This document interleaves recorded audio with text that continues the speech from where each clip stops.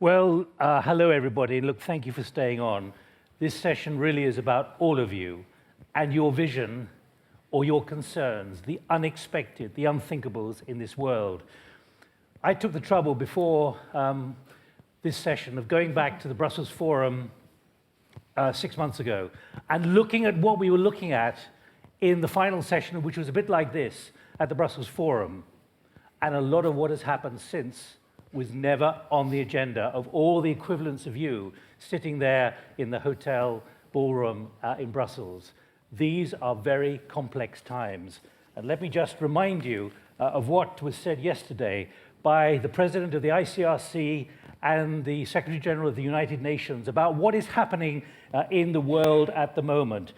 They talked about disturbing paralysis in the face of conflict among leaders. And that's what we want to examine in the next hour and a quarter.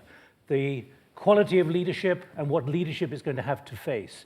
And they were talking about flouting every raison d'etre of the United Nations. And I say that because 60 million people are on the move. And if we were meeting at the Atlantic Dialogues last year, we weren't mentioning that kind of thing because of the enormity of change. So let me give you the context with a little bit of video of where we are on thinking the unexpected. Most policy discussions naturally focus on immediate concerns and long-term trends. Although they are essential to assess and understand, the future around the Atlantic Basin and beyond will also be shaped by positive and negative shocks rather than trends. What lessons can be drawn from the past experiences of transforming events, from the oil shocks of the 1970s to the fall of the Berlin Wall, from the rapid emergence of the internet to 9/11? What changes in international affairs could fundamentally alter the Atlantic Basin? What revolutionary technological developments are in our near future? What shocks may be on the horizon in terms of politics, governance, finance, and human mobility? This session, led by the emerging leaders, will explore possible wildcard shocks. Please join us in this highly interactive session and offer ideas on what to expect from the unexpected over the next decade. The next decade? A decade, of course, is 10. It could be 10 days, 10 weeks, 10 months, not just 10 years. That's the speed of change that we're going to be looking at. And notice it's highly interactive. That means you as well. Please use your app. I've got the moderator's tool here, which means I can look at what you're saying, what you're thinking, and come to you to contribute as well. And that's just as important because this is about the next generation. Not the youth, the next generation, and how they are seeing leadership. And we have 4 representatives of the 40 who have been considering so many issues, and they have been nominated by their peers to be sitting here. Others of you are sitting there, so please feel you can contribute as well. And it is going to be a giant conversation, I hope. I'd like them to introduce themselves, but before that, I want you to think of what unexpecteds we should be thinking about, because I'm going to come to you very quickly after they've each introduced themselves. Sara, first. Hi, my name is Sara. I'm 24, and I'm passionate about the way entrepreneurship and innovation ecosystems can really lead countries on the path of growth while creating jobs and solving real-life problems. For the past 2 years, I've been working with the organization Endeavor in Morocco, and then I joined one of the entrepreneurs supported by Endeavor in order to bring financial services to the base of the pyramid who don't have access to bank accounts in Morocco and Senegal. So it is very much about entrepreneurship and leadership there that you have been thinking. Prince, you've come here from Ghana. Yes. My name is Prince Boadu. I'm the co-founder for MapTech Logistics Limited, which is a startup that develops GIS applications, geographic information systems applications for business purposes. So simply put, I convert your complex organizational and operational data into maps for decision making. And I'm also the co-founder for Evolve Africa, which is a startup, an NGO I started in my sophomore year of college. And we are into entrepreneurship and leadership training. And to date, we've trained about 1,000 youth in Kumasi, in Ghana. Yeah.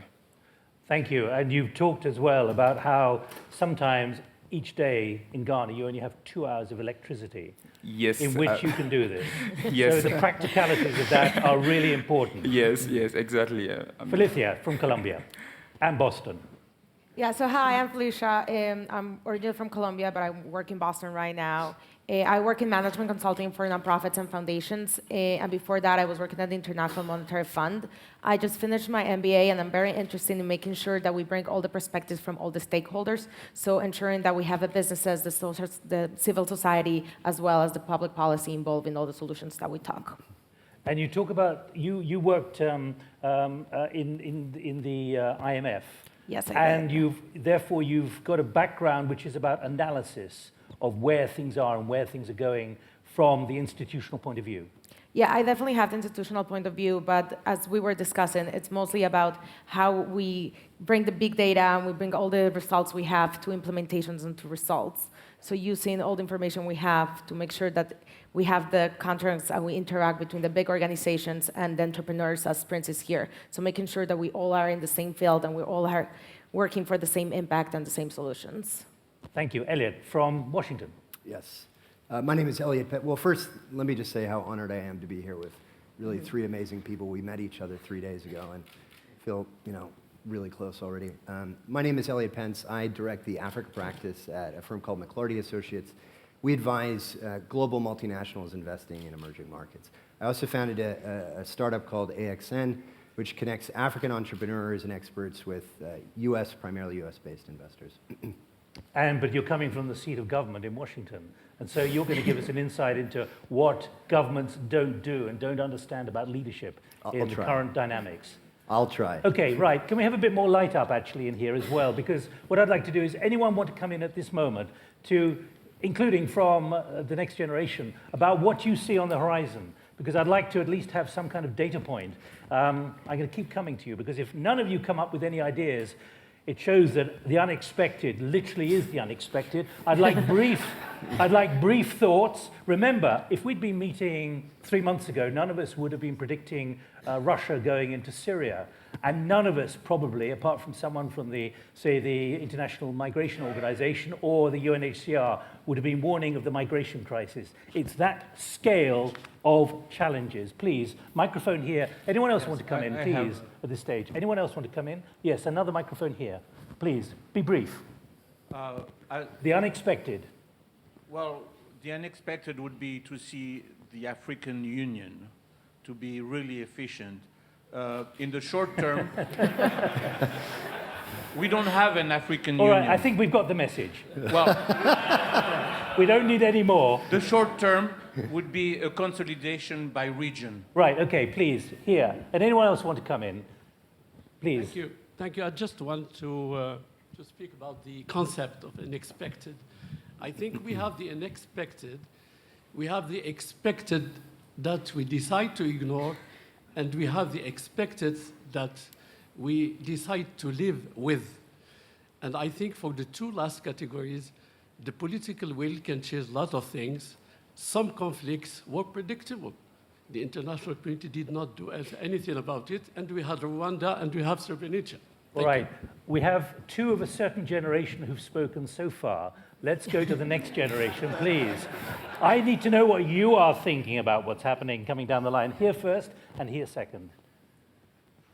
Well, there's a certain great man, American sociologist called Wallerstein. He qualified the post-Cold War of the realm of uncertainties. Uncertainties and the unexpected are probably synonymous, and with that comes possibilities. They're not necessarily negative things. Okay, fine, thank you. And we do need to talk about positives. Let me just tell you, picking up on your point, we don't want to get into a Rumsfeld, known unknowns and unexpected expecteds and so on. But I've been doing a lot of working on thinking the unthinkable recently with a lot of interviews. And the other thing is thinking the unpalatable. In other words, you know about it, but don't want to go down that route. Please. Martina Kabel, I don't know if I'm another generation, but... If you want to define your generation, it's for you.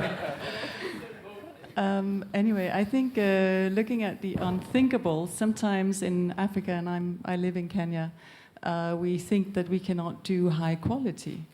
And I don't know how many of you actually are aware that the highest quality in food production for malnutrition children is in Kenya, in a very dusty area.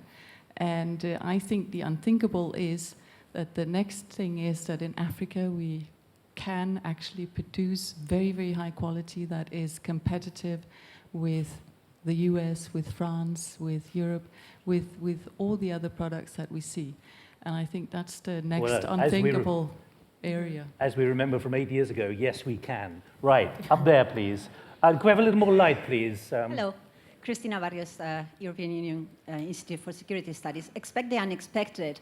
Expect more female leadership at the top.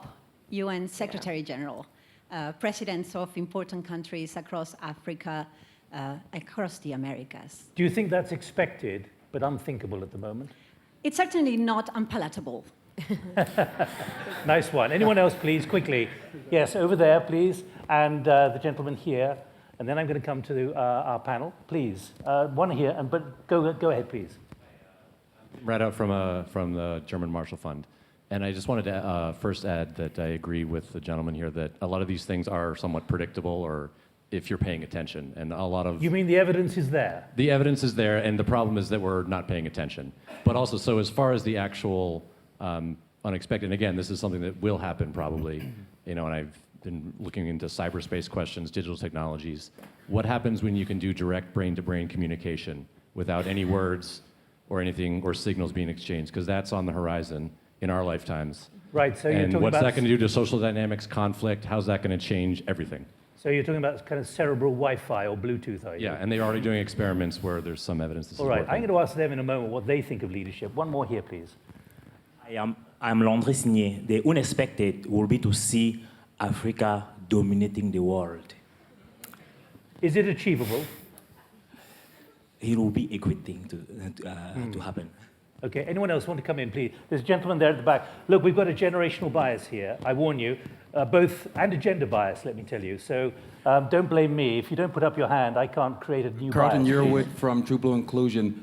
Eliminate colorism as a barrier to opportunity. Right, please, here. Where are the microphones? Move the microphones quickly, and I'm coming to you. The really unexpected but really desirable would be to have a global carbon tax today rather than tomorrow. That's achievable in December, and it may be moving in that direction. So it's not unexpected. Is it unthinkable? Right. I'm afraid it's possible to see the use of small nuclear weapon and life expectancy. It's possible or impossible? It's possible, and life expectancy becoming 150 years. When will the life expectancy be 150 years? Decades. Are you planning for your future? I'm okay, I'm out of it. But let me just ask you, Ishi-san, can I just ask you, given the tensions between China and Japan at the moment, what is the unthinkable there we need to be thinking about here? We are all expected to live happily and prosperously together. I think that's expected. The diplomat speaks. Thank you very much indeed. Right, two more interventions. And again, I've got there's a lady there. There's a gender and also an age bias here. Please, go ahead. Hi. For me, the unthinkable would actually be to, on a global size, fully involve women in the decision-making process. Okay, right. One more, please. I've got a mic. Go ahead. Who's got the microphone? I would predict, I don't know whether this is good news or bad news, but from the American perspective, but just throughout the West at least, is breakdown of the political systems and as they currently stand because of technology, because of the rising millennial voters.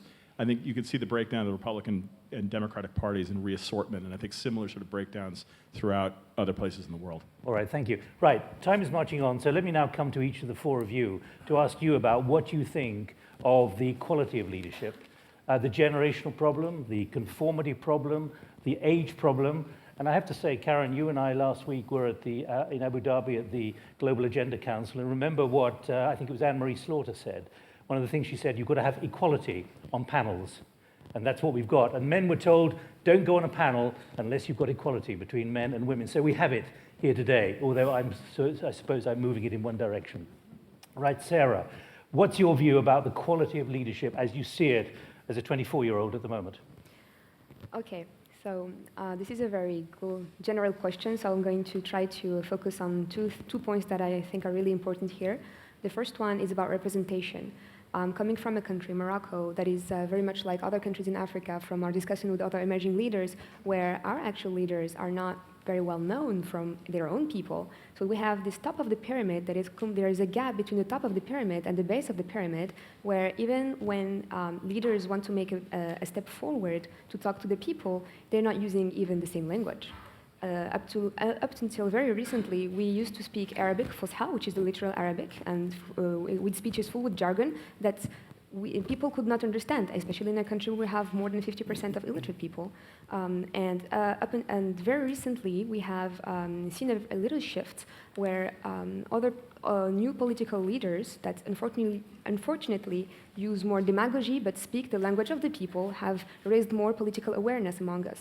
So my first point is about really representation and not lowering the quality of the debate, but simplifying the access of the people to this speech, and really starting representing the hope and having people identify to good leaders in our countries. My second point is about women leadership. So up until I dared to apply to this program, I thought that leadership was reserved to the male, white, dominant, charismatic people of this world. And when we started doing our simulations a few days ago with the emerging leaders, we realized that empathy, humanity, vulnerability are very important in solving global issues, while taking into account the people behind this very vague concepts that we're manipulating. We're talking about immigration. We were trying to solve the pandemics in Brazil. And we really tried as much as we could to really think about these notions that are concepts, but in terms of who are behind it. I've come back here because I want to engage all of you and also encourage you to send me messages as well. So please use the app and don't leave it for another hour, otherwise your point won't be raised. But before I go to Prince and the other two as well, can I just underscore what you just said? Because you, in your group, did as part of your simulation, you tried to generate a new shopping list for leadership.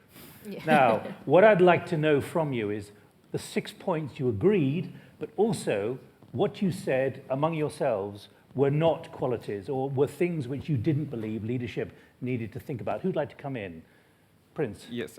So I'm going to ask you about yourself in a moment, or more about your personal, just on this particular point. Okay. So we ruled out. I remember we ruled out something like intellectual prowess. That is, some of us made the argument that you ought to be intellectually astute to be able to lead, and right from the onset, we took that out. I was of the view that it was important to be intellectually, at par with, the rest of your peers as a leader, but it's also important to go down to the people whom you are leading.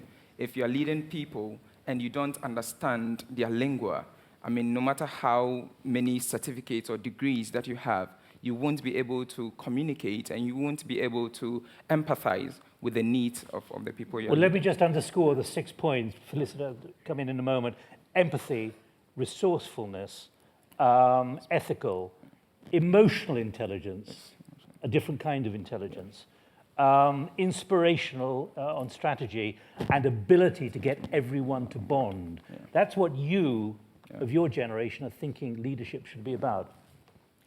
Yeah, what else did you reject? Yeah, my point was going to be mostly towards adaptability and resourcefulness. It was about thinking the unexpected. It's about being prepared to be able to adapt to the situations and not only inspire the people you're leading, but be able to empathize and connect with them. So for us, it was very important to bring the intellectual, bring the analyticals, bring the capacity building, but you cannot do that if you're not able to empathize with what's happening and at the same time be resourceful in what the tools you need to bring solutions and actually have an action plan to solve the issues. Are you making it explicitly clear that that is not in the minds and the abilities of most leaders now, all of you? We're just saying that there's a gap that needs to be filled. The answer is yes. Yes.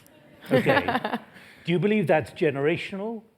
Or is it about the capacity and therefore, and also the conformity which has allowed them to get to their current positions, which cannot be reversed?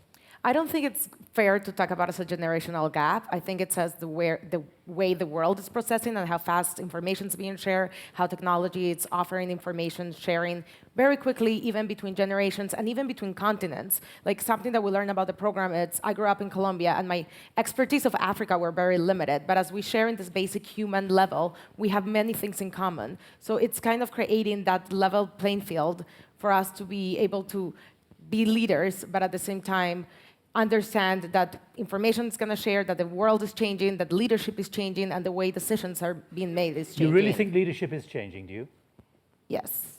Eliot, what was left out of that list of 6, which we need to know about? In other words, what you thought was not there at the moment? I think fundamentally, leadership is a term that we talk about a lot at conferences, and there's really no clarity around it. And I think it's for the primary reason that it's a contradiction. You have to lead, but you also have to follow. You have to operate at this level, but you also have to operate at that level.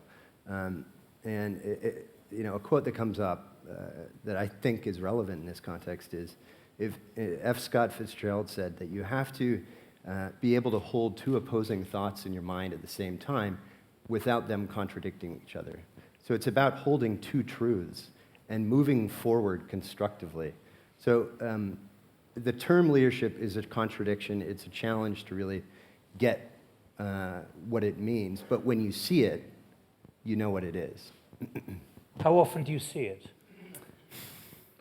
I think rarely, but you probably see it more coming out of emerging markets and changing markets, where fundamentally in those markets, you have to deal with contradictions constantly. I mean, in Prince's work is dealing with 2 hours of electricity every day, but needing to build a profitable company. I don't know how he does that. I mean, I have 24 hours, and it's hard enough to manage a profit. So you probably see it merging more out of changing environments than you do out of static ones. Eliot, you and McLarty Associates make money out of giving advice to people. Mac McLarty, who founded your associates, he was in government before. What do you see, not just in the US government, but right around the world? Why are people coming to you? Why are companies coming to you? Why are governments coming to you and saying, we've got a problem? Do they understand the problem? Do they even want to address it? Sure. Well, 75% of global growth is coming out of emerging markets, emerging frontier, Africa, Asia, Latin America.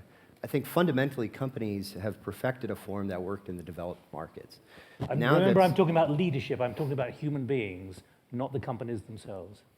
Right, but the human beings that run these companies are habituated to think that processes, institutions look like they do in the Western markets everywhere else, and they don't.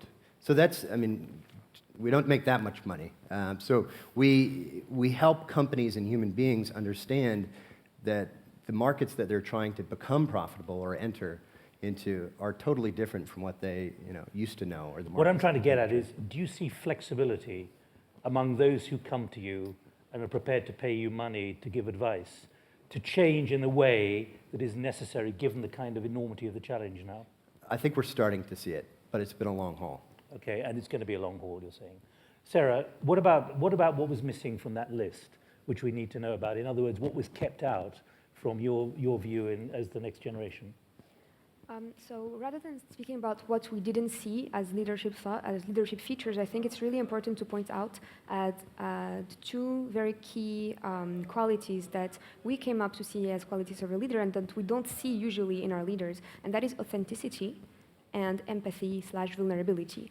And again, in our simulation game, guess who were the leaders who had these 2 at the forefront? Women. And that is exactly what happens in international institutions. When you do not have women at the negotiating table, you have less chances of having comprehensive, inclusive policies being made. And not only women are half of the population, that is quite obvious, but it's also the key asset in a family. Their mothers, their sisters, their daughters and their wives, and they're in our societies at least, they are the center of holding together all of the people around them. And I think 2 days ago we talked about immigration and the role of gender in facilitating the integration of displaced families. I think that's fundamental. If we do not have focused policies on women, we will not have the same impact as if we were taking everyone as in general.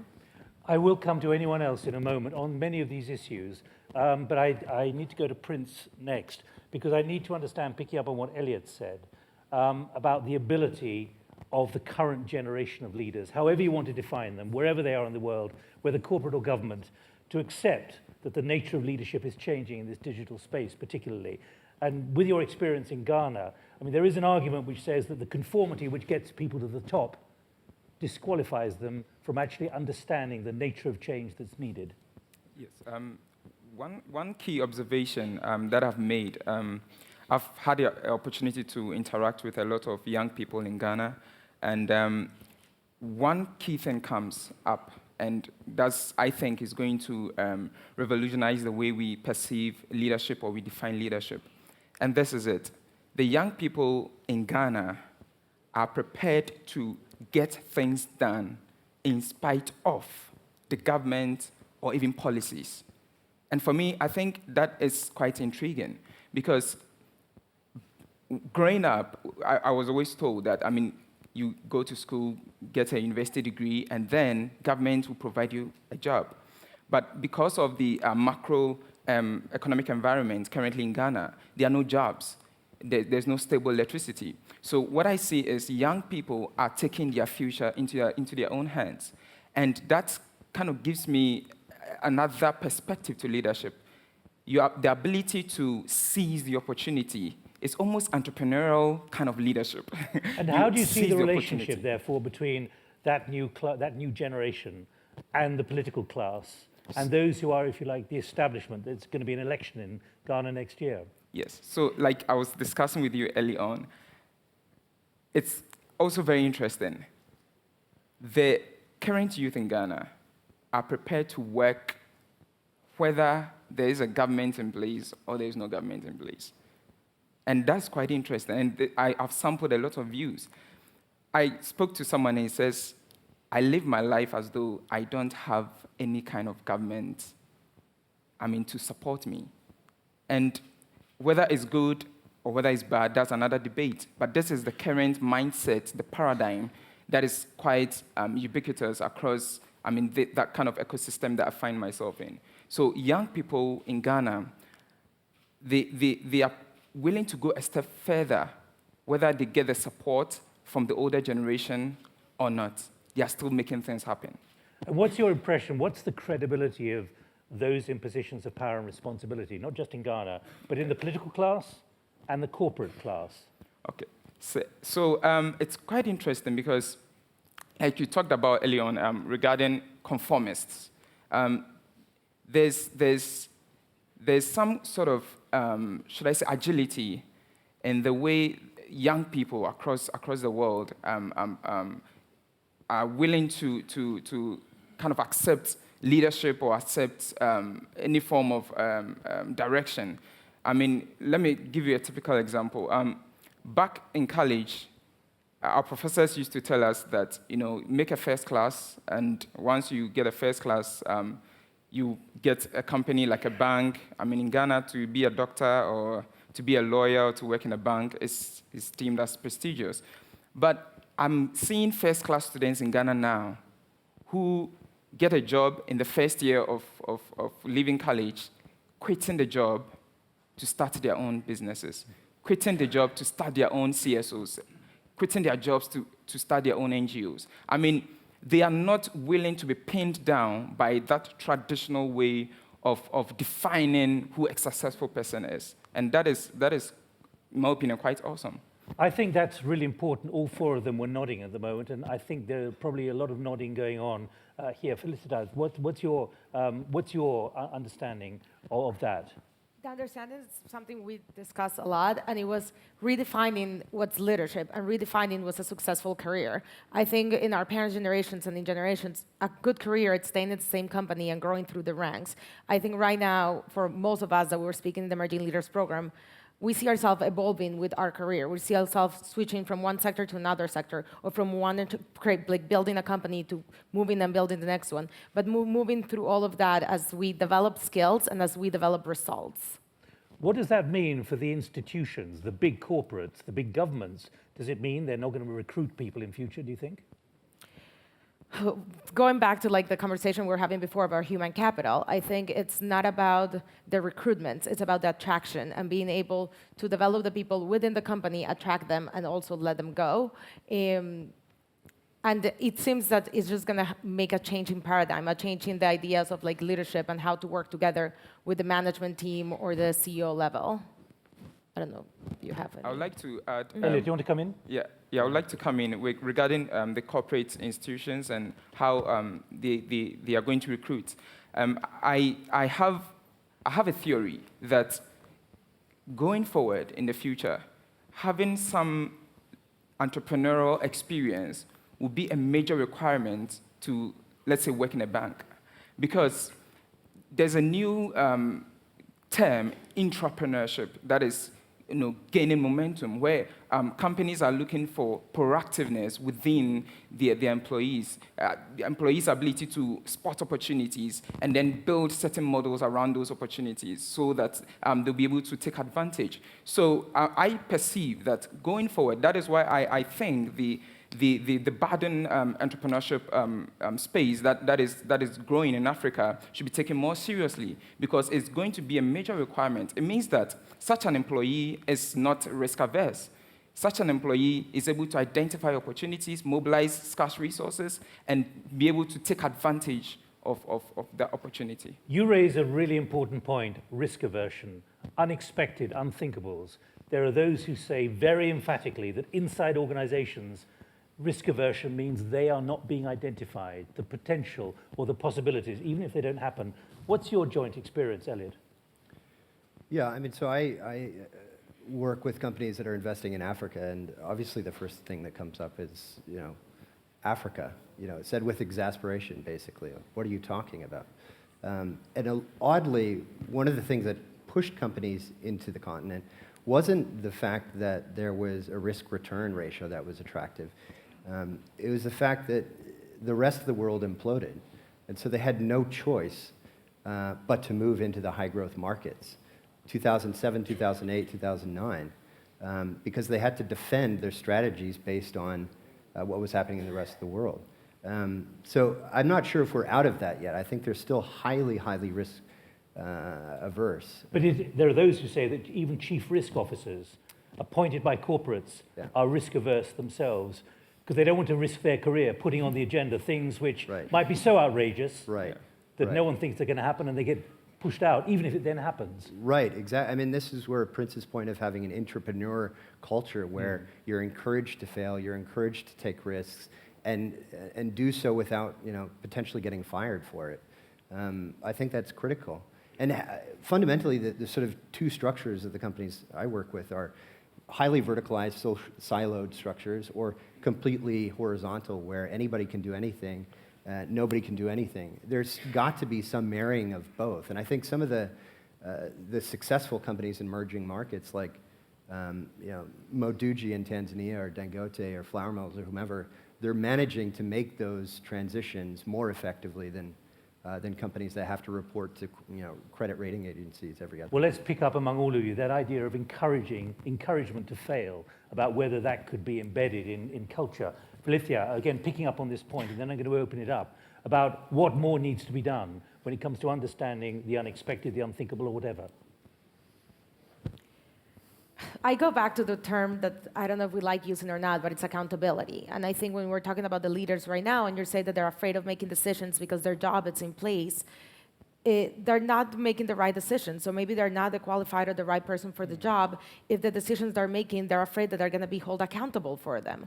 I think that coming from the financial crisis and coming from all these changes, we need leaders that make the decisions with a sounding board that happen with whatever the results is. They should be held accountable to what's happening. Should I just check, is there anyone in this room who's a leader who doesn't feel they're doing their job very well? Would like to talk about it very publicly? That's the problem. That's the problem. It's not an easy thing to talk about. Prince? Yes, so personally, I've had, I think the last dinner we had, I said this, and I would want to reiterate. The problem I see, in my opinion, from Africa is not the issue of what we should do or how we should do. what we have to do, but it's the who to do what we have to do. Because, I mean, let's face it, in Ghana, we have the sun 24 hours. I mean, not 24 hours, but every day. No, you don't. If I Googled how to provide energy in a place where there's the sun almost every day, I'll get solutions. So I'm assuming that my leaders have access to internet, so they could just also Google and then get the solutions. But the question actually is who? The who comes to the leadership. And like we are discussing early on, I mean, leadership is closely linked with certain qualities. And one of the key things is that's courage, that's tenacity, that ability to say that I'm going to solve this problem even if I lose the next election. I mean, and it's cyclical. I mean, every time we see leaders coming to the platform telling us that, look, I'm going to provide water, and we get excited, we vote for them, they come into power, and then nothing happens. And then they come again, oh, I'll provide 2 gallons now, and then we get excited. Then the following 4 years, they come back, I'll make it 6. And then we buy into it. So this is why it's quite intriguing that young people in Ghana are actually paying less attention to some of these political promises. They are paying less attention to it, and then they are saying, look, if I have 2 stones, how do I put them together, decorate it, and then create a business out of it? If I don't have electricity, how do I solve it? There's this group on campus called the Creativity Group, KNUST campus in Kumasi. They are just thinking outside the box. They just pick anything in the environment, and then they are trying to create so many solutions. And I believe that this is the way forward for the youth. All right. I'd say this is profoundly important. This is the big gap on conformity versus reality. And you better just tell us how easy it is and what the cost is for buying a PV cell, for generating electricity in your back garden when you've only got 2 hours of electricity a day in Ghana. Yeah, I would want to mention that, so like I was telling you earlier on, I like to look at things from a supply chain perspective. There's no light, and I told you, and he said, oh, why don't we get some alternate source of power? Now, in Ghana, there's the proliferation of these power banks, portable charging units. So almost everyone in Ghana has one because of the power crisis that we find ourselves in. But the interesting thing is, these power banks are not manufactured in Ghana. They are imported, which affects the economy negatively. So if you want to trace, the entire problem, you want to put it there as a supply chain thinking problem, then you are going to see that the cycle is going to continue because as Just tell us how much it costs in tax. I'm not sure of the actual figures, but I just know that importing solar components is more expensive than importing power banks in Ghana. I know that for a fact. Dan, behind the screen, can you go back one message? Because there's one message which was up there I was just about to quote. Can you do that? Which I'd like to read out. The other way. Can you do that or not? Can you go backwards? All right. No, you can't. But it was, it was anonymous actually. But it's after Veronique. You didn't. Well, actually, there it is. There it is. The institutions itself cannot attract the new expertise, reallocate resources, and build consensus quickly enough to respond effectively. And you just said cybersecurity threats are an example of this. Do you want to just quickly add to this? Because that seems to be fundamental to much of what we're discussing, the ability of organizations and institutions to understand the challenge and react in a timely way. Can we get the microphone there, please?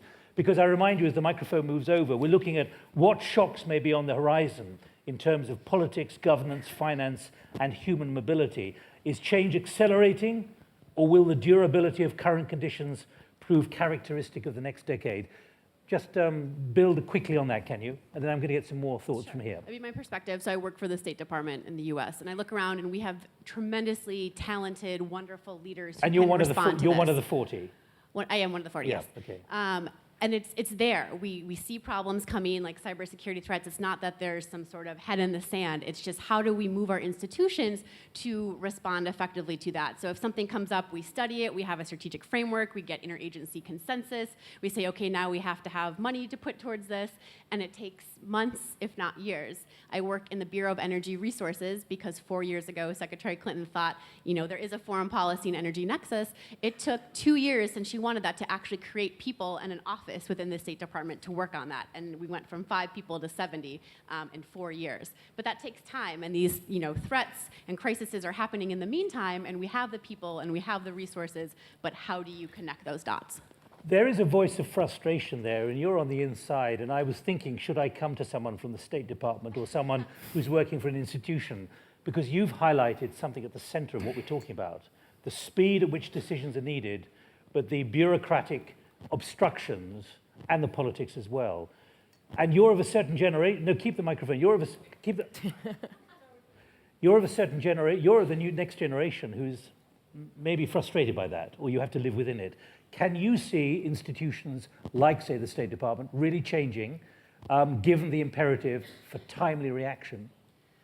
I think it's possible. I think it's hard, and it needs to have, I look around and I think that frustration is shared by a lot of people. At the same time, I wouldn't still be working there if I didn't think we could actually affect change. But I think there needs to be the attention of our top-level policymakers to spend time on reforming institutions and not just responding to the crisis at hand. It's not fun to be the head of a cabinet agency or things like that and actually focus on institutional reform or hiring practices. That's not kind of the sexy issue, but I think there needs to be more attention to that. Let me put to you what I heard one very senior public servant say last week.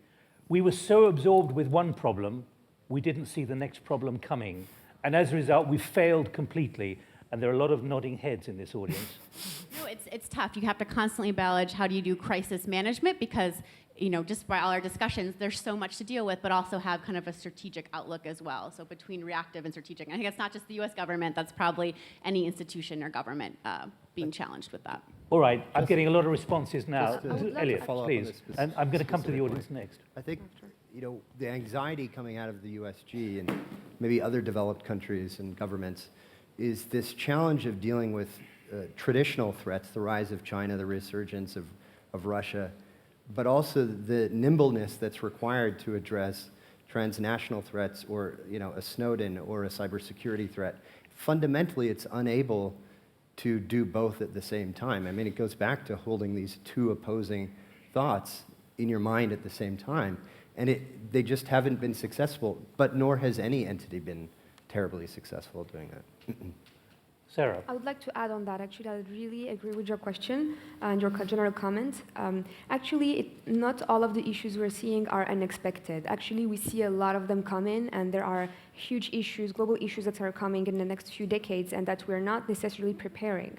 And one thing that we can prepare is the crisis response when it happens. And one of the ways of achieving that and having it in more speed is something that we don't have, and is data. Data is crucial in knowing where it's not going well and in order to bring a very efficient, local, punctual response immediately. And just to talk about the country I come from, again, we have census that are made every decade, but data related to entrepreneurship, for example, where I work on, data dates from 2007. And I wonder how we were making our policies if the data is not accurate, and if it's not real time.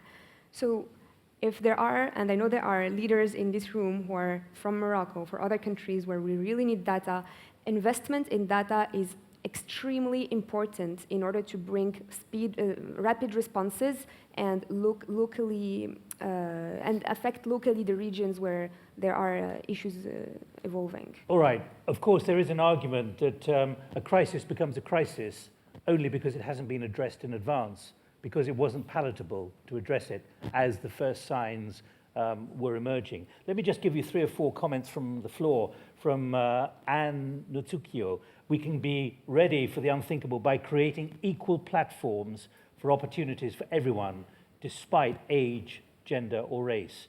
From Juan Andrés Ordonez Gomez, inclusion of culture as a category of analysis in the Atlantic dialogues in the future. And so we've also got one, I think it was up there, so you may have read it, from Veronique, about you can't entrepreneur around bad leadership. We can't entrepreneur around bad policy and neglect fundamental problems hampering African countries. And the question, what do you make of those comments? Let me, if I may, just go to a number of other people. There are a lot of hands going up. Let me go to a lot of people in the audience, because it is about a conversation. First you, and then the lady here. How many other people want to intervene at the moment? About 10. Okay, I'm coming to you in a moment. You've got the microphone first. Yeah, so I think that... Are you one of the 40? No, I'm not one of the 40. But my question, I think we started by talking about individual characteristics of leaders, but I'm glad that the conversation is moving towards institutions, because I think that one of the fundamental contradictions we haven't addressed is the fact that we are all advocates of democracy, and yet democratic institutions and democratically elected leaders do not think long-term. The types of challenges that we're facing require long-term comprehensive policy. How long thinking. is long-term? So I was talking to a climate change scientist yesterday here at the conference who told me that to effectively create policy approaches and policy solutions that address climate change, we need to think on a 200-year time horizon. Our democracies think on a 2-year time horizon. Well, so aside from waiting for a leader that is courageous enough to not care about the next election, is there anything else that we can do so that our institutions, so that our democratically elected leaders are actually thinking on a long enough time horizon to address the types of challenges that we're imagining? But what about the argument that they're being so buffeted from side to side on so many issues which they weren't expecting, being overwhelmed, as many have said to me, that actually thinking the long term becomes virtually impossible? Well, I mean, my perspective is that, if we're talking about crisis management, I think most of our leaders, rather than being caught up with social, economic, or environmental crises, are actually most caught up with political crises, with managing sort of their public relations strategies and the opinions that their constituents have. Trouble is, every policy now tends to be a crisis in many parts of the world. Sure. So I think we've been talking about individual characteristics of leaders, but do we have anything to do other than waiting for the leader that is courageous enough to think long term, or that is resourceful enough to think long term? What can we do in terms Eliot, of reforming our institutions? Do you know leaders who are prepared to think long term and well, take a just risk? one point on democracy. I'm not sure that is a shared assumption, and I think that Western orientation, that's the best model, is fundamentally at the heart of why we don't understand what's happening in the rest of the world. Is that we assume that democracy is the best thing, but that's not shared by everybody. It might be dignity. It might be something else. And it's not necessarily democracy. So yes, there are relevant issues that relate to democracy and what institutions emerge out of democratic systems, but that's not necessarily the case everywhere. Right, and remember, we're thinking about the ability of leadership to handle the unexpected. Felizia.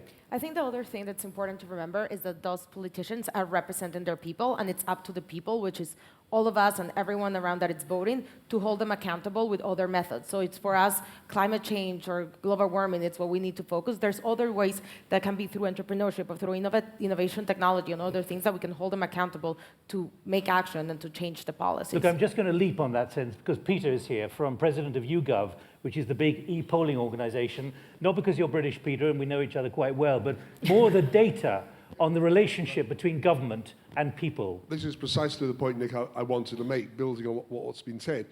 It seems to me the big failure of my generation is to sell the interdependence across the world that all of us feel is vital into national politics. The big national political trend around the world, we find this in our YouGov surveys in Europe, in North America, the Middle East, the Far East, is that as we reach each crisis, take the current refugee crisis in Europe, the responses of the people are increasingly for the rest of the world to go away. Reality says interdependence, politics and democracy increasingly say we want to pull out. Look at what's been happening in Scotland, look at what's been happening in Poland, look at what's been happening in Greece, look at the Republican contenders, look at Muslim Brotherhood, look at ISIL. They all define themselves not with the rest of the world in seeking interdependent solutions, but against the rest of the world. And it would be fabulous if leaders say, I'm not worried about the next election, I'll do what's right. Apart from that being democratically dubious, I'm not sure it's actually going to happen. So my question is, given that my generation has bequeathed this contradiction between democracy and reality, how on earth do we tackle it and solve it? Do you see data which makes it clear what Felizia has just said, that those in power, whether politics or corporate leaders, are now more accountable and have to realize that, otherwise it's a significant negative and a deficit of legitimacy? Yes, and the example I think I quoted on Friday, Angela Merkel did something very brave in the form of leadership and something morally wonderful, and her ratings have collapsed in Germany as a result. Now, perhaps the most optimistic side is on the corporate side, because I think politicians, we had that when somebody said about the African unity being united, and we all laughed. Well, actually, the successful and well-run corporations are achieving multinational interdependence, and it's not as controversial, not normally, sometimes, as controversial. So maybe we have to look beyond politics, which is, but I just think there's this huge contradiction between the political demands of the world as a whole and the political pressures coming from below almost everywhere. And just quickly, do you have any data about the next generation and whether they want to go into leadership? I don't have precise data, but my impression, which is the impression I've had in the last 48 hours, is that a lot of young people who in my generation would have wanted to go into government, either into politics or the civil service, now want to go into business and make things happen on the ground, which I'm delighted at one level, but I'm worried whether we're getting enough of the next political elites who will have a broader view. Yeah, indeed. I sense that in many places. Right. Many more views, please. The lady here. I wanted to talk about a point I think that's been raised in different ways, but one of my concerns, and listening to some of the stuff that was being said, is the sort of short-term versus long-term. There's been a lot of talk about going into entrepreneurship and the private sector in spite of government, but I don't really see leadership succession. And that's what really troubles me, because the political environment is still quite important. So who are the Angela Merkels of tomorrow who are going to deal with those issues? And this question about liberal democracy, I don't think that's necessarily the case, because leadership is for a time and seizing and what is relevant. So my concern is about leadership succession across the Atlantic, and the idea that somehow the corporate world is getting it right is fantastic and it's fabulous, but we still need governments to drive society. So there needs to be a channel of leadership that still works. Entrepreneurship is great and fantastic, but there's a leadership that is necessary to drive political decisions, and that I'm not seeing. Can you stack some of these answers if you want to respond? Because I want to get as many thoughts as possible. The lady here has a microphone. Yeah, I wanted to come back on the issue of leadership. I think that the two values that I would ask for leaders tomorrow is humility and ethics. I think that if we agree that we are in a transforming world and we will embrace new challenges which are very rapid, you need to be humble enough to say, I don't know. I think that you need to have a leader who is able to say, I will trust the experts and be humble enough to get people around me who are better than I am. And when I say ethics, it's because you will have to always be very agile, very flexible. So where is your core? What are your core values? What are your ethics? And I think that is what is missing. I think that the leadership that we have, or the perception of leadership that we seek, is actually something very solid, when what we actually need these days is something very flexible. But we still need to be able to recognize what you called authenticity, the true ethics, the true values. Is it general interest? Is it national interest? Okay, so what you're talking about there is a new culture, a new behavior, a new systemic approach. The microphone there, the gentleman here.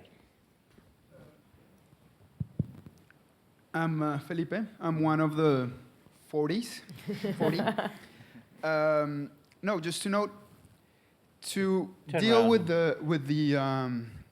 the unexpected, we need to build resilience. Resilience to shocks. Resilience of what? Resilience to shocks of the economic nature, to conflict, to health crisis, to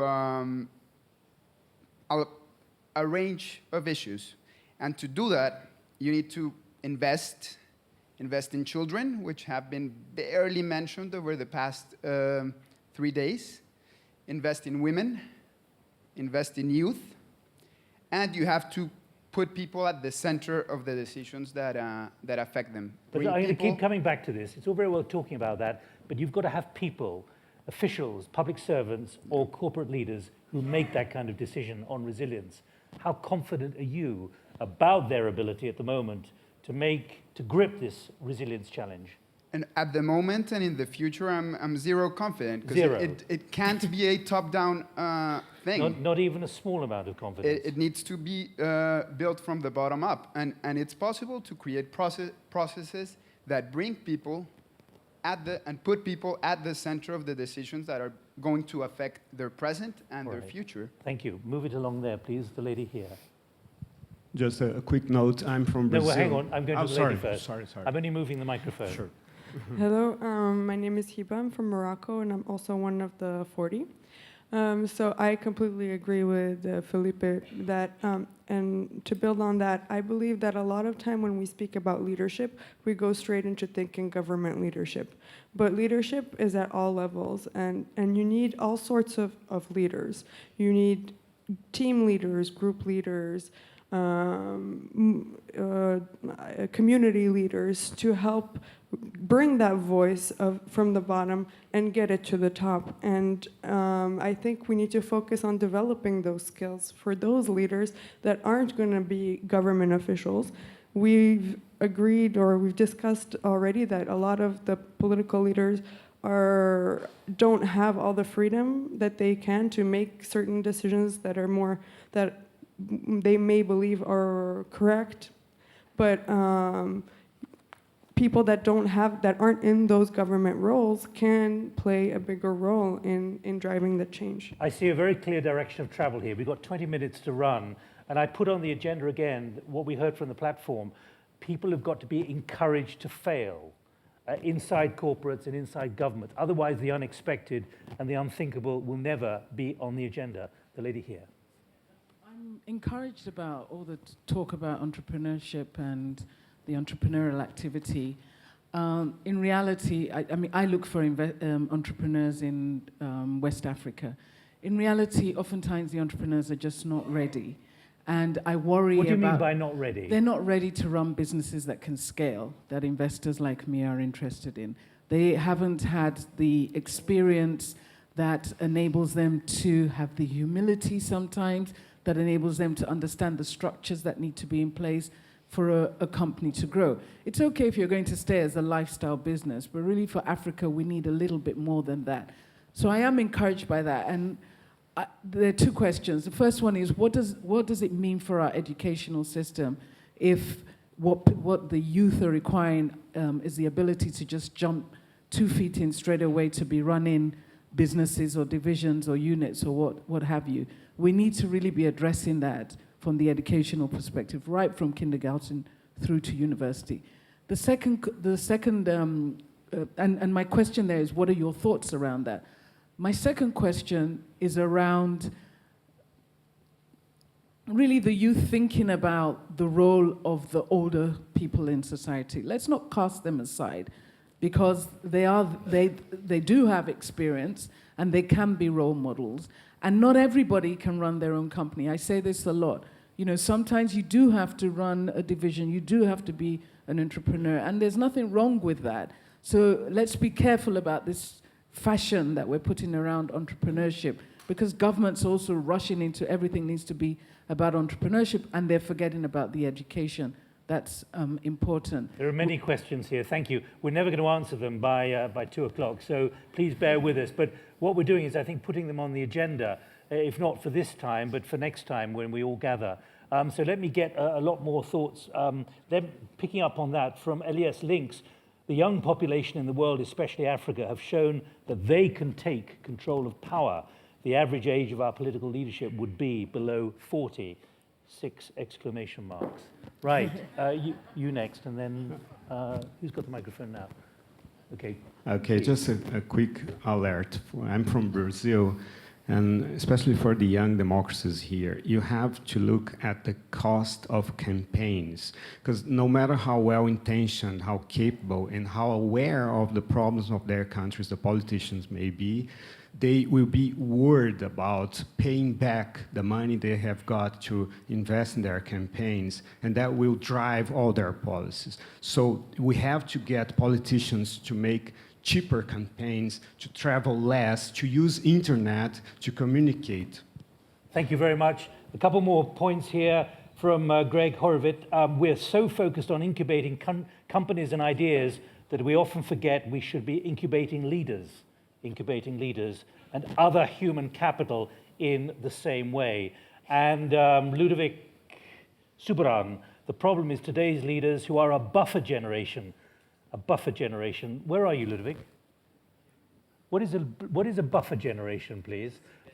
Because in Britain, if you're, let's have that on the mic. Because in Britain, if you're a buffer, you're seen as someone who's past it. No, I meant, you can call it a lost generation, but I feel, I'm very energized by what these guys have to say. But my generation, I'm slightly older than you, we have the codes of the former generation, and we notice you up and rising, coming, disrupting, etc.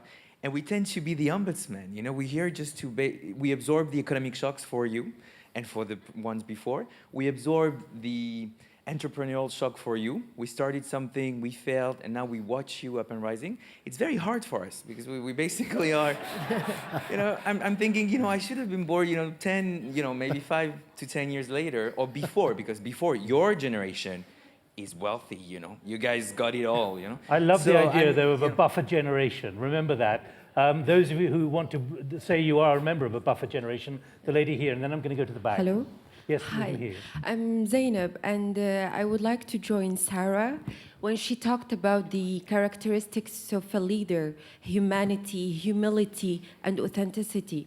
And coming from my sector in countering extremism and countering terrorism, I would like to say that true projects that were led by women, having the human skills and the ethics and authenticity, were more successful than other projects that were led by security guys. So certainly, yes.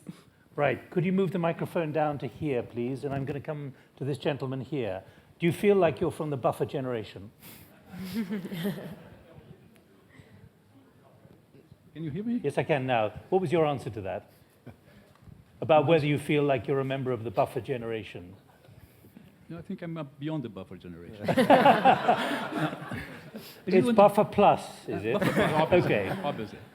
I want to call your attention to an amazing statement that Prince made to the fact that in Ghana, and I'm almost quoting him, we don't wait for the government, we just go about doing what we want to do. Now, this is amazing. I'm from Brazil, and for a guy of my plus whatever generation, it's impossible that I could have heard that from a friend at his age, because we always waited for the government to do. And I think that shows that we're missing here a very important factor in this discussion about innovation and the inclusion of the youth and inclusion in general, which is the empowerment powers of the new IT technology. I mean, the internet, to make it simple. I mean, it's impossible that what these guys are doing would have been done without this amazing and unfinished and ongoing change, which is connecting people.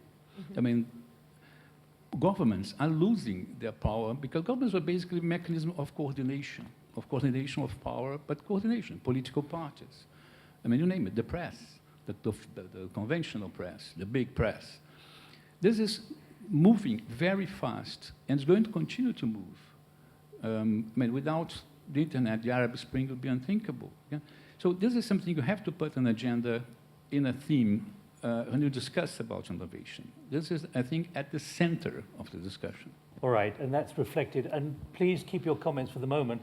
Does anyone want to talk about the business which I said 10 minutes ago, the encouragement to fail, to put things on the agenda and see it as a career plus, not a negative? Greg, do you want to come in on that?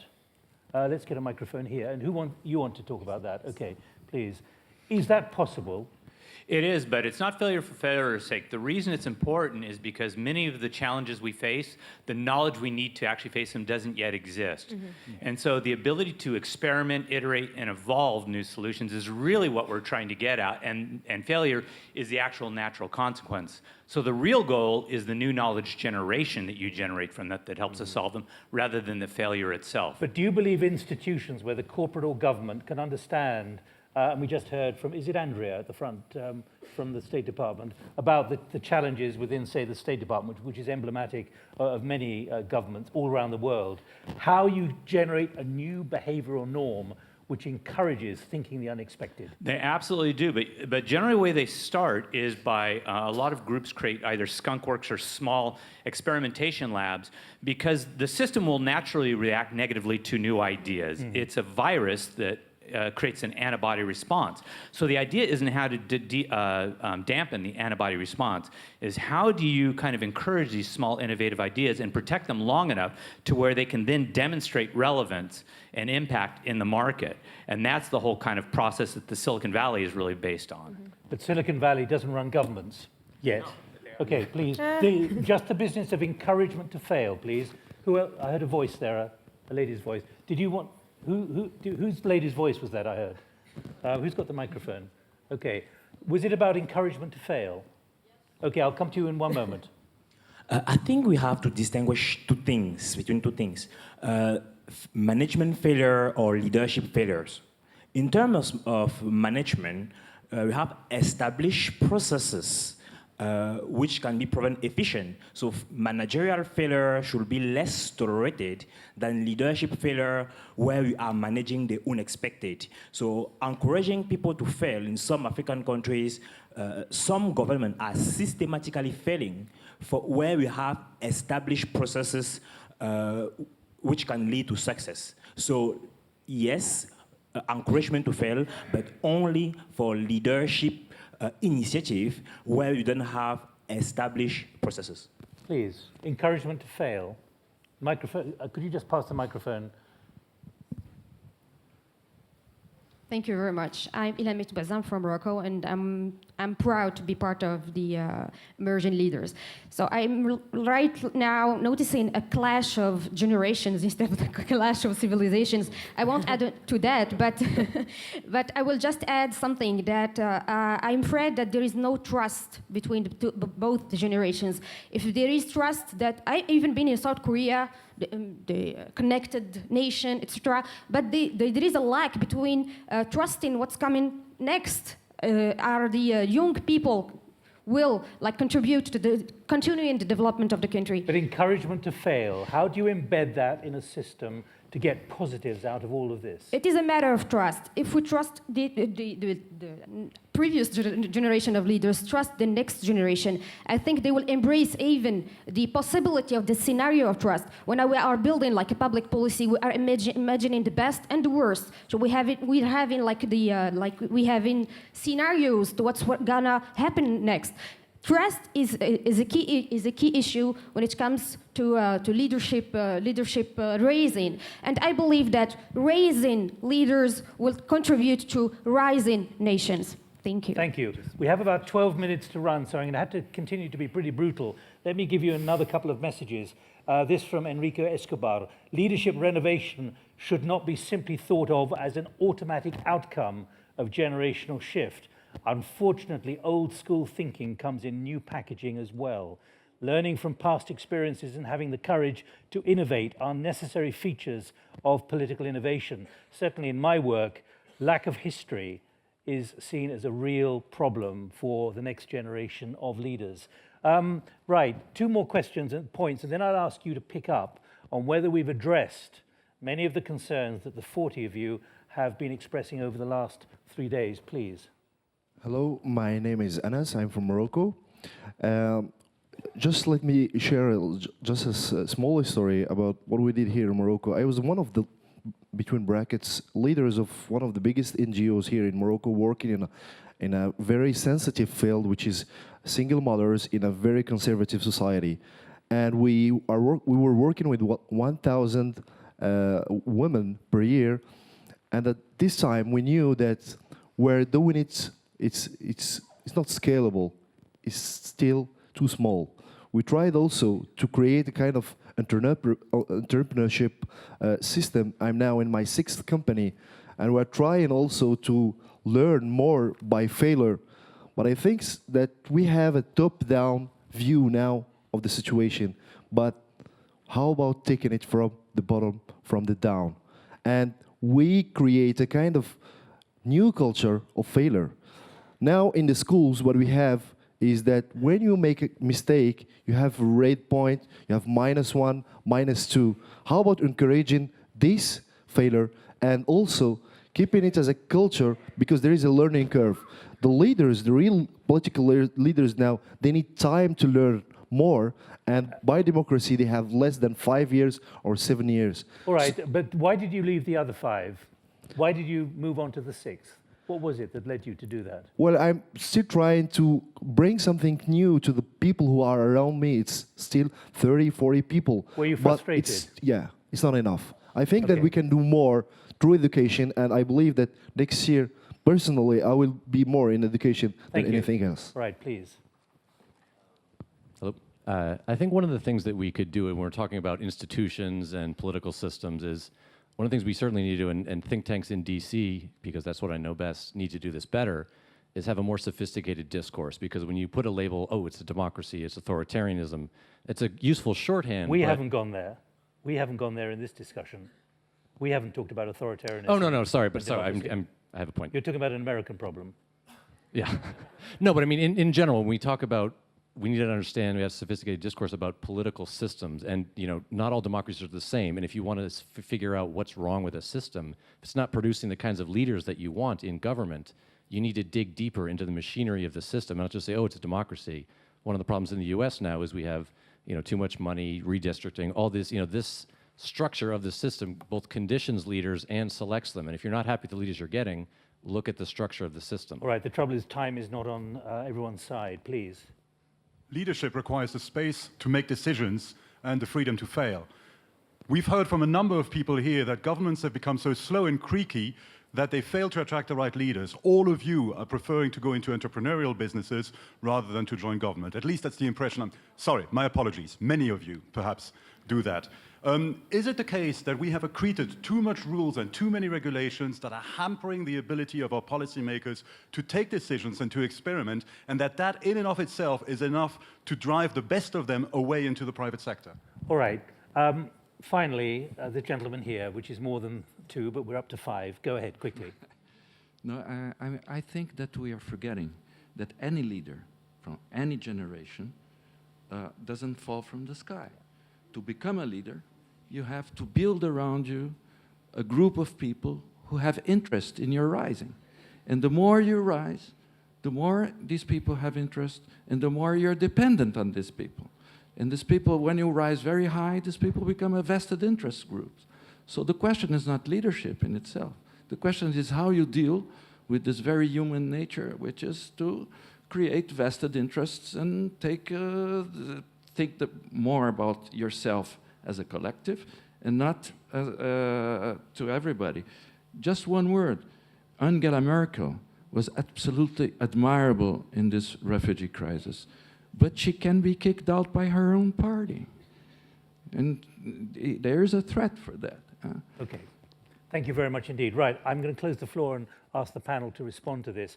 I was asked, certainly before we came onto the platform, that can you be as positive as possible? And I'd like to say, from my perspective, that what we have done is we've been positive because we've raised very openly a lot of challenges which require being addressed.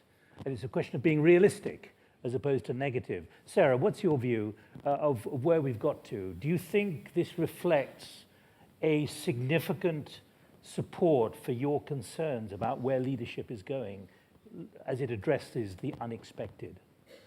I think I heard a lot of frustration, a lot of questioning in the crowd, and I would like just to come back to one very special point that the lady over there were making. It's what are we expecting from the previous generation of leaders, us as young people who are going to take over the lead of some of the organizations. Well, my answer is very easy and clear. It's exactly what the Emerging Leaders program is doing. It's bringing more of the young people to the table in order to benefit from the insights of the people who are already taking charge. It's changing and changing the discourse about women and leadership in general as, this very male way of perceiving things. It's sponsoring, if you're working in a company, it's sponsoring a young professional, whether male or female, in order to make her benefit from your insights. On the other side, it's also changing the speech around, little girls and little boys. And I don't know if you have a word for this, but in Morocco, when a little girl is being too bossy, we call her Ezrid Douar, which basically means the man of the village. I think in Spanish it's Mandona. Mandona. So yes, this is the kind of speech that really impacts little girls and that really fails into bringing them and let them project themselves as the next people who are going to be in this stage. So that's basically what I wanted to say, and thank you again for giving us this opportunity, because now I can conceive myself as maybe a young leader. Well, thank you to all 40 of you. I've got a comment here from Arturo Saurukan. 21st century, it's a bad one to be risk-averse. Remember that everyone except babies hates change. Prince. Okay, thank you very much. And I would also want to address the issue about education, the role of the educational institutions. I think we talked about leaders having values, and let's not forget that values are a combination of so many things. The environment you grew up in, cultural context within which you grew up in. I mean, there are so many things that goes to define what one esteems as a value. When we got here, when we're doing the leadership exercises, one of my colleagues, I wrote empathy as a quality of a leader, and one of my colleagues from another country said, empathy, that portrays that you are weak. You should cancel that. So, I mean, what I esteem as a value to help me to lead might be completely, diametrically opposed to what someone else in another region also, sees as a value for leadership. So I'm thinking that the discourse should continue, and then, if possible, we should look at this whole discussion on leadership from various angles, so that we come up with something that is more holistic. And finally, I would want to just add that when I talked about entrepreneurship, I did not necessarily mean going to start a business. I was referring to the entrepreneurial mindset, that effectuation process that leads to someone identifying an opportunity and taking advantage. So I could be in the bank and still have an entrepreneurial mindset. I could be a lawyer and still have an entrepreneurial mindset. That enables us, speaking from the African region, to be able to use the scarce resources, because once you are able to identify the opportunity and you take that step, you learn from the process, even if you fail. And then if you're able to succeed, it means that you have been able to pool resources together to make that happen. So it's more of a mindset than just starting a business. Well, commenting on the opportunity and seizing the opportunity, here's Marcus de Freitas. Political parties are failing. Representative democracy has become hostage to populism or money. If we do not act, things will get worse. The current generation is leaving the world worse than it found it. Perhaps our contribution, this is building on what you just said, Prince, our contribution should be the construction of a new political model. Easy to write in a quick message, far more difficult to achieve a new political model. But urgency is required. Felizia. I'll go back to what Prince is saying. I think more than values, it's building skills. It's creating an education system that it's encouraging for problem solving, that it creates analytical skills, and in general, that it creates leaders that are able to change and adapt, and that goes back to linking to mentorship. I think we have not talked enough about, we try to measure us as trust, but as emerging leaders, what we need is mentors that have trust in us and for us to be mentors for the next generation. Who are the mentors going to be then? Help us identify them. I think the mentors are all around this room, and all mentors from all different fields and sectors. I think helping identify a mentor, it's one of the biggest challenges that our generation has. And if the moment you file a mentor, it's not only the mentor, but it's what you can learn from them, how you can trust them, and how you can create connections through them. Thanks, Felizia. Charles Buchanan, despite advanced ages, I don't know what advanced means, judging by what Ishisan said, we're going to live to 150. So Most of us are able to empathize fully with the emergers, so don't write us off. Eliot. Well, just touching on what Rolake said, and a few others, I think leadership is often not about the top, it's about sort of 2 or 3 or 4 rungs below. And there's a conference that is taking place after this that OCP has also generously supported called the Africa Leadership Network, which is really about building the competence and capacity in the network of not the top, but 2 or 3 rungs down, the 30-year-olds to 40-year-olds that really in corporations or governments get things done. And with respect to my mentors, they're often my friends. I learn just as much from the ALN and you all than I do from some of the folks at McLarty Associates. So mentors are what you make of them, or who you choose, basically. Thank you very much indeed. A final comment here from Ludovic Subran. The new generation lost faith in institutions, are disrupting elite captured by ignoring them. I'm not sure I understand that fully. The gig and share economy, mushrooming user contributors and connectivity are your strength. Carefree but driven. Beware politician millennials, they want to rock your world too. So perhaps we've rocked a little bit, but in I think a very positive way this afternoon, just airing, and still no one has yet put their hand up and said that they could be better as a leader to incorporate, but maybe that's for the next meeting of the Atlantic Dialogues or the German Marshall Fund. Can I thank you all for your contributions, for a very, very energetic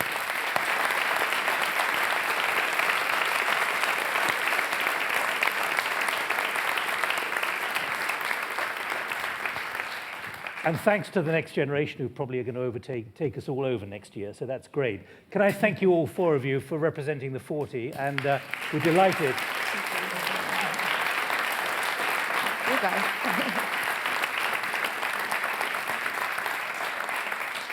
Let me invite you to leave the stage because we're going to hear from Dr. Mostafa Terrab, the chairman of OCP, and Dr. Karen Donfried, who is president of the German Marshall Fund. Thank you very much.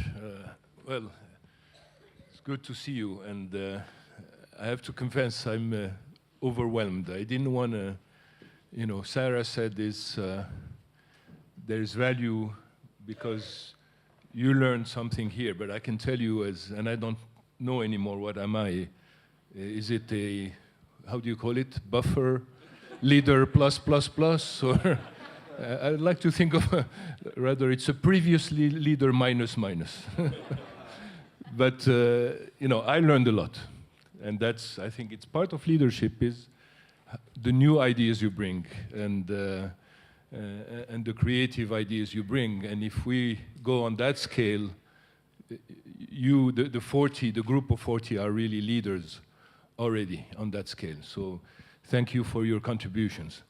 I didn't want to do the closing, but, frankly, because I think we want this leadership, young leadership story, and I hate also to put generational qualifications there, to really take over this event. I said that a couple of years ago. We've made a lot of headway in that, but I'm sincere. I think, to use Karim's word or expression, you should populate more of this, not just the last session. You certainly populate the creativeness and the idea generation. But Karim insisted I do the closing, and I was really, humbled, but also, I started thinking, he thinks I have important things to say. And then I told him, what do you really want me to say? What's important for you? And he said, just say that OCP is going to keep supporting this. So now I understand why you...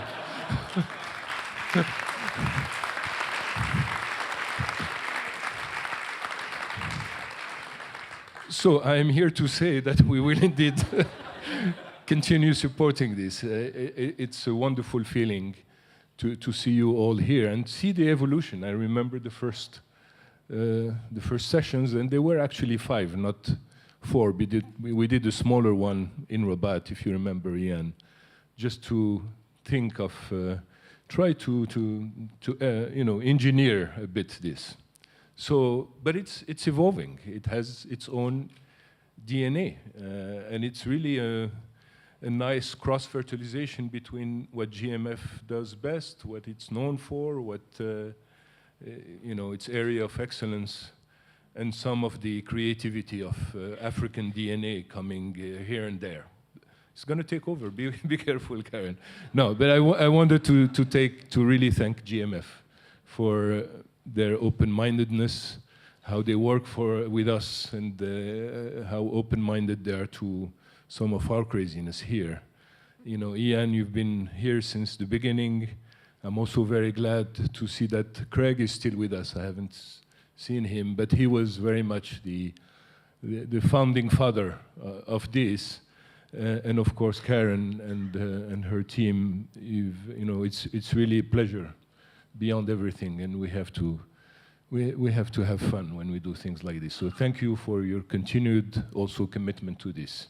It's great to have you. I also wanted to thank the Policy Center staff, Karim, but also all the young people I'm meeting, and so thank you.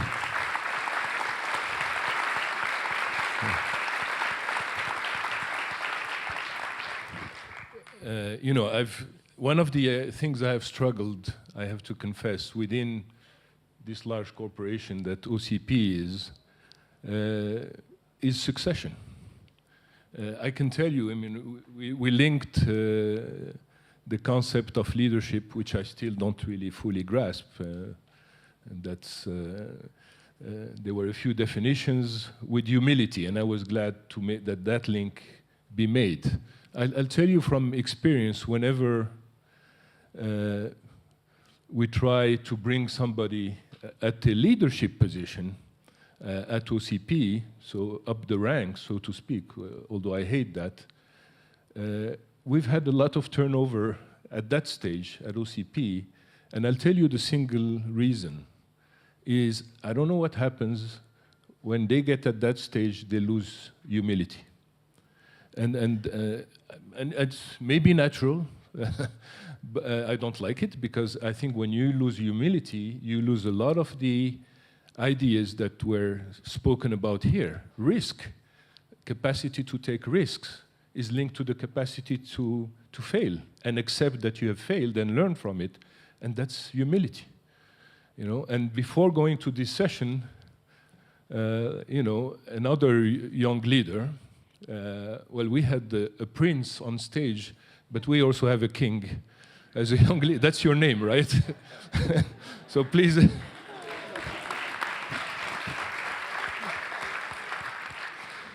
And I'm going to let you tell us, and you offered me this, which I cherish because you did it with your hands.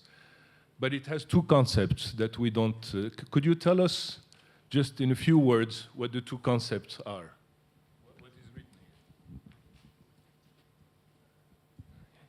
You can speak as a king now. It's a really honor for me to be here with two big boss, because before I only saw you on screen and on the website, and I began to think about when I could have the same chance to be here. Every time morning, I took a shower, and I put some shampoo in, and with the shampoo in the box, I thought it was like a microbe.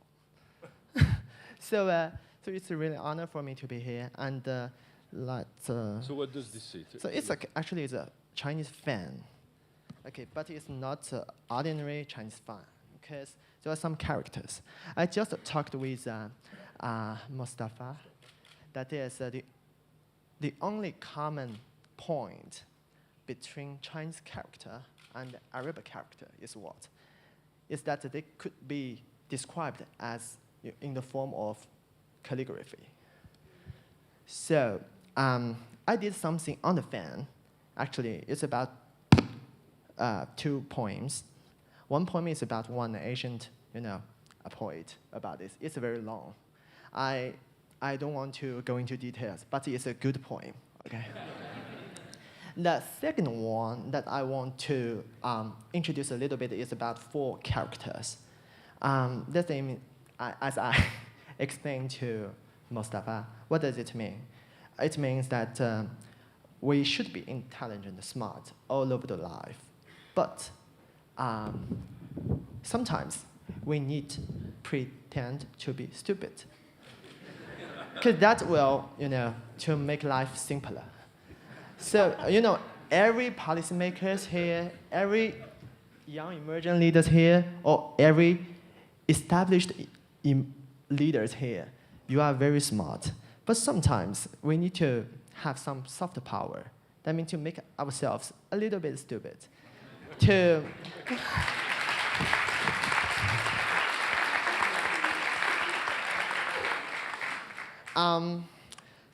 make the world better and sustainable. And it's also my impression about this impeccable and fantastic Atlantic Dialogue as well as Emerging Leaders Program. I'm honored to be one of the 40. Thank you. Thank you. Thank you.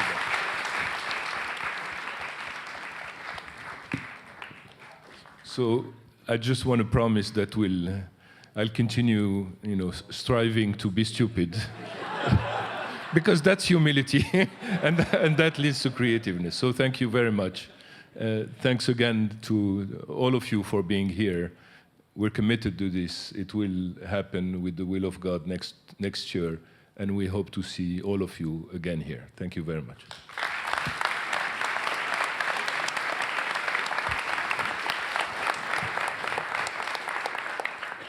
Let me begin by echoing Mostafa on the praise for the last session. And even if Ambassador Ishii is right that we may live to 150, I think definitely Mostafa and I are emerged leaders. So there was a lot of food for thought for us. And what was great about the way that you all spoke was the energy and passion that you brought to that. And I think certainly what unites us across the generations is caring deeply about our shared future. And I think that's the commitment we saw here over this weekend. There are so many parts of Atlantic Dialogues that make it special and unique, but there's no question, I think, for both of us, that the engagement of all of the emerging leaders is at the very top of that list. Maybe actually if all 40 of you could just stand up for a minute, we could applaud all of you.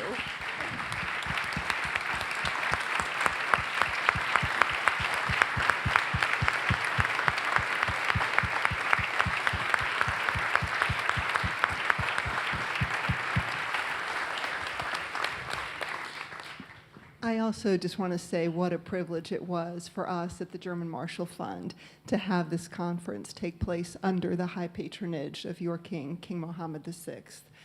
And beyond that, I think, as I said at the beginning, there's no question that if you had to point to one person who had the vision and leadership that resulted in Atlantic Dialogues, it is Mostafa Terrab. And we're so grateful to him for that and for the broader partnership that we've developed, we, the German Marshall Fund, have developed with you. So thank you so much for that. And while Mostafa Terrab has given us the inspiration, the two people who actually carried this out were Kareem, who's already been mentioned with the OCP Policy Center, and my colleague Ian Lesser with GMF.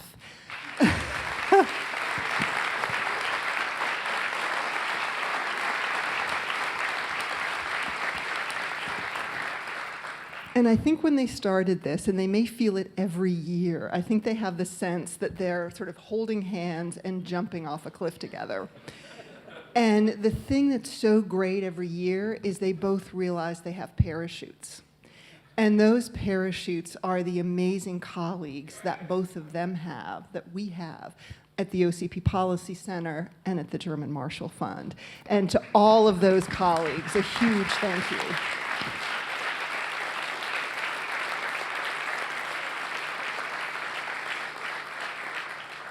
And there are actually two really special people in that jumping off the cliff at GMF. Ian is one, but Nicola Leitner is the other. So a shout out to Nicola, too.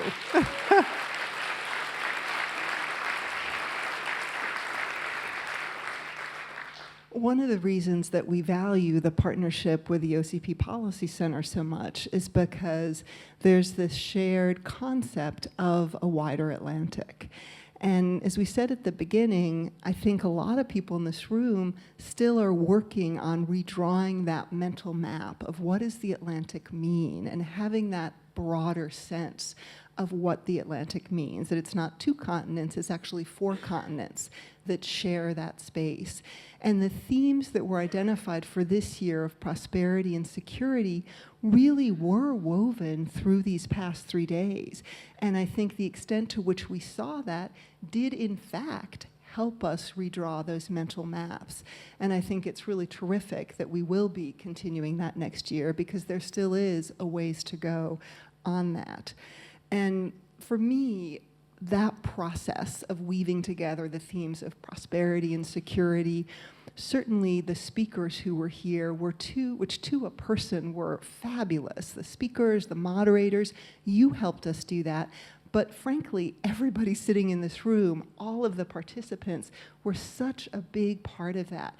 And so my thanks goes not only to the speakers and the moderators, but to all of you who did spot me, who asked questions, who made this the lively set of discussions that it was. So thank you to all of you who took times out of your busy lives to be here and help us advance what I think is such an important agenda. Now, the last thing I have to do is invite you to a closing reception. But before I do that, let me just say that I already am looking forward to coming back to Morocco in 2016 for Atlantic Dialogues. And in between now and then, I just want to wish all of you farewell, au revoir, and ma'a salama.